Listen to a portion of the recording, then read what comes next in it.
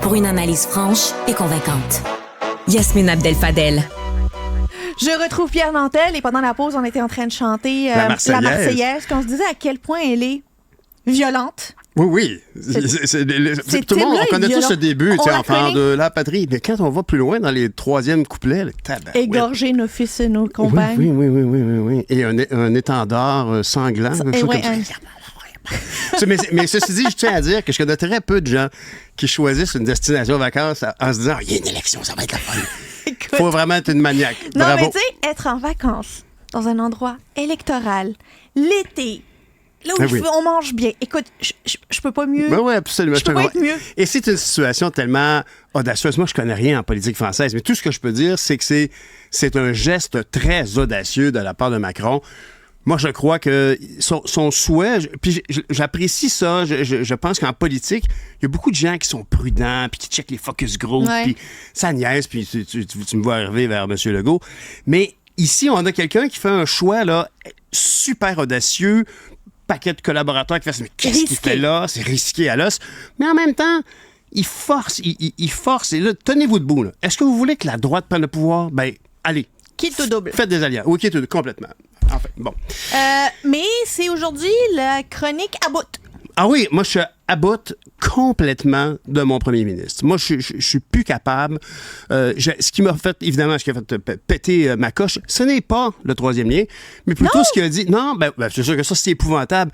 Mais en termes de moralité, de ton premier ministre ou de ta première ministre, tu t'attends quelqu'un de rassembleur qui, justement, va, par exemple, envoyer le message comme Macron qui dit, là, tout le monde doit se lever debout. Il faut s'assurer que la France va continuer dans la bonne direction, puis on ne veut pas avoir un gouvernement d'extrême droite, donc levez-vous. Mais ici, je trouve que M. Legault a manqué justement de ce sens du rassemblement quand il a blâmé à 100... C'est quelque chose... Le problème de logement, c'est à 100% à cause de l'immigration. Quelle phrase dangereuse à prononcer pour un premier ministre. Je dirais même que même si c'était vrai, je suis pas sûr qu'il devrait le dire, la réalité, c'est que ça fait belle lurette que la CAQ ne s'intéresse pas au logement social. J'étais député à l'époque à Québec, à Longueuil. Clairement, c'est ce gouvernement-là et ces deux ministres qui étaient responsables de ces enjeux-là, ça les intéressait pas. Puis c'était pas dans leur ADN de s'en occuper. Alors oui, il y a toujours eu des problèmes de logements sociaux et actuellement, la crise du logement, elle est bien réelle. Puis évidemment que l'immigration irrégulière, les réfugiés et les immigrations temporaires que nous choisissons ici, bien sûr que tout ça, ensemble, contribue à augmenter nos problèmes d'accueil. Mais c'est précisément ça que je trouve qui est dangereux, c'est qu'à la base, notre responsabilité, c'est d'accueillir ces gens-là.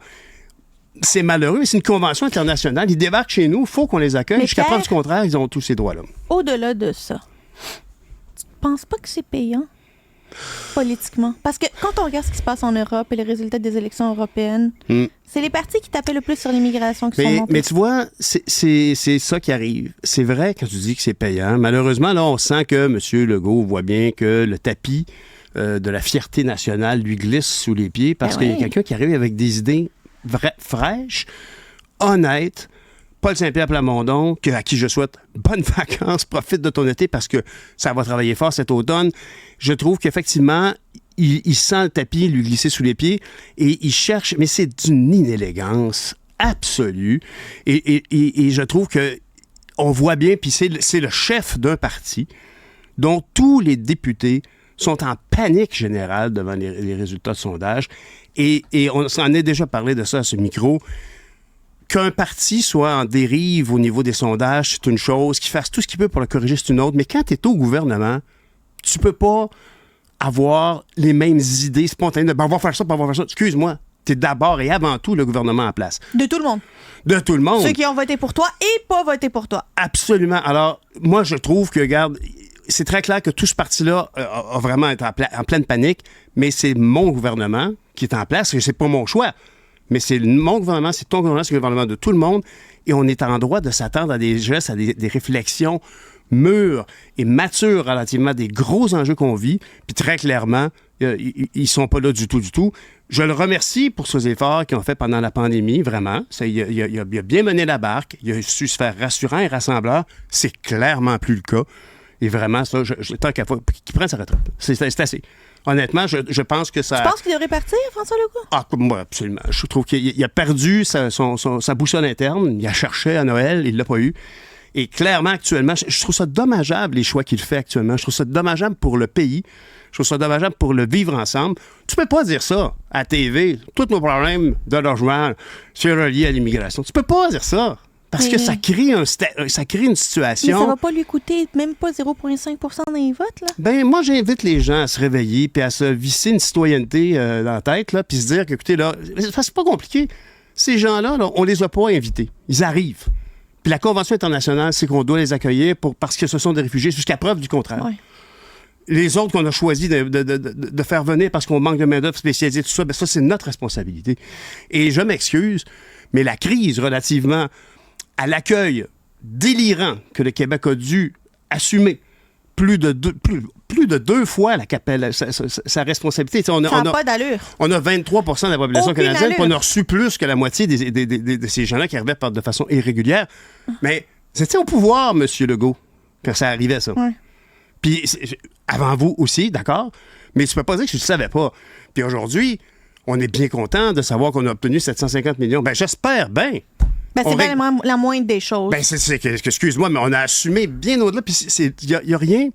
C'est pas l'argent qui va réparer qu'aujourd'hui, on se parle de ça. Non. Qu'aujourd'hui, M. Legault considère légitime, comme premier ministre, de dire à tout le monde, écoutez, c'est sûr que c'est le logement qui est la cause, c'est l'immigration qui est la cause de la crise du logement.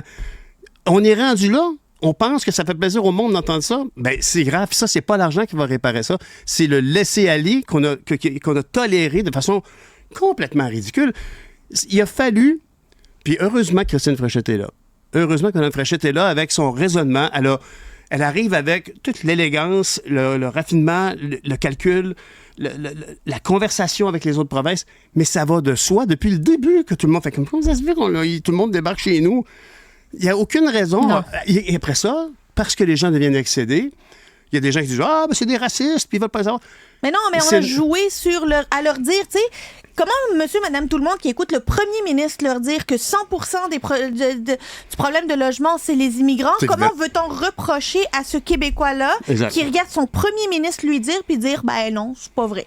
Ben, puis, et ce qui est clair aussi, c'est que depuis le début, on savait que tous ces gens-là devraient être répartis à la grandeur du pays. Puis on en parle comme si c'était des sacs de patates.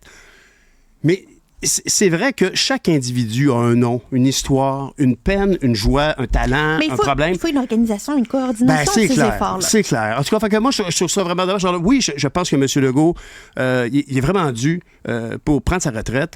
Il est vraiment dû pour donner le relais. C'est pas la relève qui manque dans son parti. Mais c'est qui la relève? Ben ouais, c'est assez clair. Ben non, mais dis-moi donc. Ben ceux qui veulent, c'est clair que c'est Geneviève Guilbeault, puis c'est Bernard Drinville. Mais il vient de la brûler, là. Elle t'a reculé 3 fois. Ouais, je comprends. À danser le cha-cha.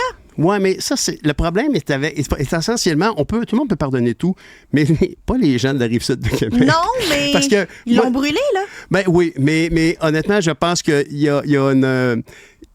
pour les gens de la Rive-Sud de Québec, ils ont déjà eu plus que leur part d'attention démesurée. Puis ici, j'aimerais ça aussi te dire quelque chose relativement à notre on fait beaucoup du commentaire politique. Toi, comme moi, on a baigné dans la politique. Après ça, on nous demande de notre opinion, on le fait. Mais j'ai souvent l'impression qu'on manque de sévérité avec le gouvernement en particulier, mais avec la politique en général. Quand on parle, oui, mais ça, c'est une stratégie inadmissible de faire porter le poids. Ça ne devrait pas être acceptable. Ça ne devrait pas être acceptable. On s'habitue à ça. Mais les erreurs remontent à plus loin. On parlait de l'immigration irrégulière du côté du chemin Roxham.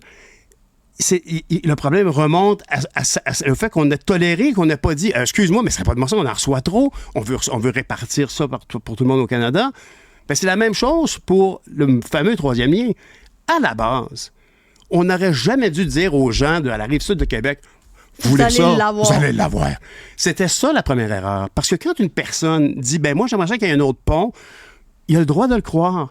Il a le droit d'être tanné, d'être pris dans le trafic. Peut-être que s'il savait c'est quoi le trafic, entre Blainville puis Montréal, peut-être qu'il n'aurait pas le même avis. Mais ceci dit, il a le droit en tant que citoyen d'avoir ce besoin-là. Mais il ne fallait pas faire ce qu'on appelle du lip service. On a plein de besoins comme citoyens. Ils ne sont pas tous des obsessions gouvernementales. Absolument. Pierre Nantel, tu vas prendre le micro tout cet été à Cube. Exact. Très heureuse que tu reviennes comme animateur. Tu nous donneras des nouvelles des élections, s'il te plaît. Je vais te tenir au courant. Ça va me faire plaisir, tu le sais bien. Merci, bon été. Bye-bye. Bye.